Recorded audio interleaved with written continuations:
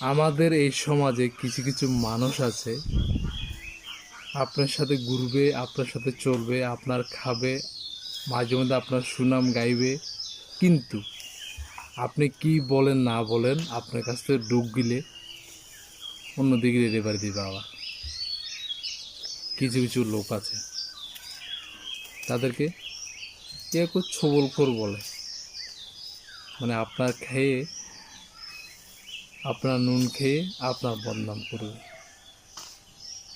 কিছু কিছু লোক আছে, তারা ভালো কিছু পছন্দ করে না, তারা ভালো কিছু বলতে জানে না, আপনার সাথে চলবে সুইসাপের মতো, কিন্তু সুযোগ যদি পায় আপনাকে সাপের মতো সফল মারতে দ্বিধাবোধ করবেন। কথাগুলো খেয়াল রাখবেন। এইসব মানুষগুলোর থেকে অনেক দূরে থাকাটাই আমি মনে করি ভালো। এটাই বাস্তব। ভালো থাকবেন সবাই।